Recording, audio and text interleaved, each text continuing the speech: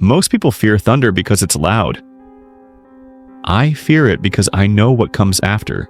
Bare feet on carpet, knives in the dark, and strangers who shouldn't be there. These are the nights the storm didn't just bring rain, it brought something far worse. Story number 1. I was barely 8 years old when it happened. Too young to fully understand danger, but just old enough to feel it in my bones. It had rained relentlessly that day, the kind of storm where the sky looked bruised and heavy, and the streets flooded into little rivers. My parents had picked me up from school but had plans that evening, some kind of charity event or fancy dinner. They promised that they'd be home later, but as the storm grew more violent, it became impossible to drive safely. They called from a friend's house, apologizing over and over for leaving me alone. Mom gave me her rules for safety. Lock the doors, close the blinds, leave a light on. I wasn't scared, I was thrilled. A night to myself meant no bedtime, endless candy, and cartoons until my eyes burned. I promised I'd do everything she asked before bed, but sugar highs don't last. At some point, I passed out on the couch. When I woke up hours later, the TV had gone into sleep mode. The room felt icy, and the storm outside was howling. I remembered Mom's rules and, groggy but determined, did a sweep of the house. Doors, windows, blinds, lights. All locked, all closed, all fine. Still, the cold gnawed at me and something in the air felt wrong. I trudged upstairs, and that's when the storm revealed its full force. My bedroom window shook under sheets of rain. Thunder cracked like the sky was splitting apart, and lightning threw flashes across the room. I wasn't afraid of storms, but the sound of creaking wood made me uneasy. The floor was carpeted. There shouldn't have been creaks. Then the lightning lit up my room again, and in that flash I saw it. The closet door slightly open. I knew I'd closed it. Something had opened it. My breath froze. I didn't scream. Didn't think. I just slid out of bed, moving as silently as possible, and walked the longest walk of my life to the door. Then I bolted downstairs and hid under the dining table, trembling. That's when I heard it. The footsteps. They weren't steady. They thudded and stumbled like whoever it was couldn't walk straight. From under the table, I saw bare, muddy feet step into view. Legs covered in scratches, skin yellowed, raw, almost inhuman. And then a wrench dropped from their hand, clattering to the floor inches from me. If they bent to pick it up, they'd see me. But after what felt like forever, they staggered away. Eventually, the front door opened and slammed shut. They were gone. I stayed under that table for what felt like hours before I dared to move. The next morning, I hid the wrench and never told my parents. Not until years later. By then, it was too late for anyone to do anything. The storm passed, but the fear didn't. For years after, I slept with a nightlight. Even now, I can't stand the sound of creaking wood in the dark. Story number 2. I was 15 when the second nightmare happened. Unlike when I was a kid, this time I wasn't at home. I was out in it.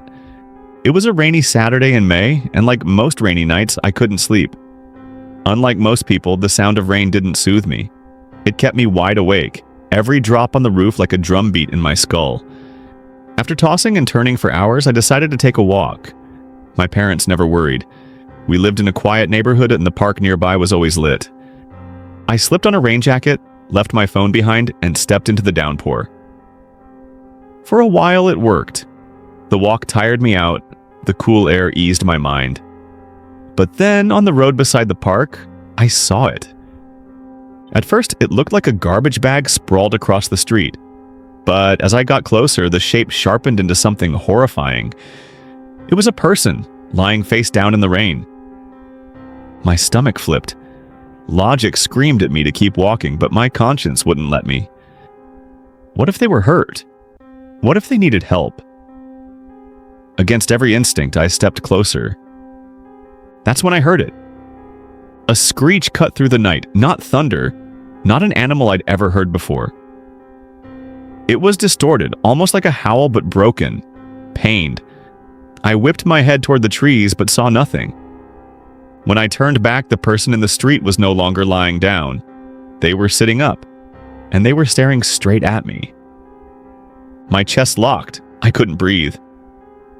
Then, without warning, they stood and sprinted toward me. The streetlight revealed a twisted smile and something glinting in their hand. A kitchen knife.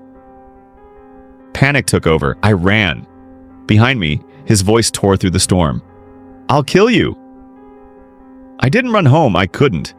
I wasn't going to lead him to my house. Instead, I ran into the park, slipping on wet grass, lungs burning, legs shaking. The sound of him crashing after me echoed in my ears, though I never looked back. Finally, I dove behind a tree, chest heaving, stomach twisting. I waited in silence, soaked to the bone, until the only sound left was the rain. After what felt like forever, I circled the park and found a longer, hidden way home. I never knew who he was or what that unholy screech had been. Maybe they were connected, maybe not, but every time it rains now, I think of that night.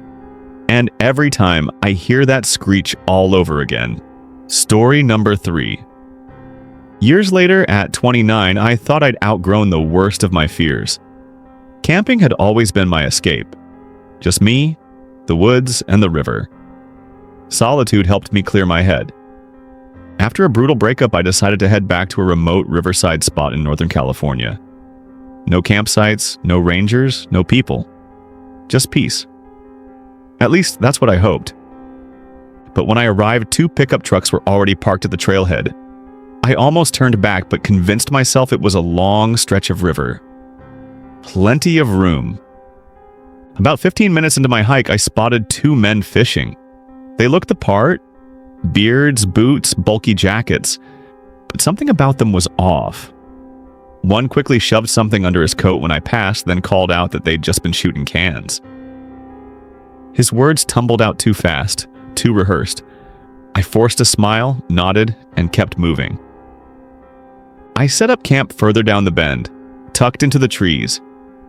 The drizzle began, the river whispered, and for a while I let myself relax. Until I saw him again. One of the fishermen appeared on the opposite bank, staring at me. He waved. I waved back, uneasy. Then he shouted across the water, asking my name. Against my better judgment, I yelled back, "Anisha!" He paused, then pulled something from his jacket. At first I thought it was a phone, but when the flash went off, my blood turned cold. He'd just taken my picture. Without a word, he walked away. That night, I couldn't sleep. Every rustle in the rain became footsteps, and eventually they were. The sound circled my tent, slow, deliberate. My pulse thundered. I grabbed the handgun I always carried and unzipped the flap. The beam of my flashlight cut through the rain, landing on him. The same man. Standing a few yards away. A small axe hung from his hand. His face was blank, unreadable, but his presence screamed menace. I leveled the gun at him and forced my voice to stay calm. "Leave now, or I'll shoot." He muttered something strange about his friend Ivan trying to stop him. About how he had taken care of Ivan. I didn't wait to hear more. I fired a warning shot into the trees. He flinched, dropped the axe. Relief crashed over me, but I wasn't safe yet. I forced him to empty his pockets, then ordered him to remove his shoes. I threw them into the forest so he couldn't follow easily. Then I packed what I could, keeping the gun trained on him, and backed out. Both trucks were still parked when I reached my car, but I didn't stop. I sped down the dirt road, heart racing, soaked and shaking.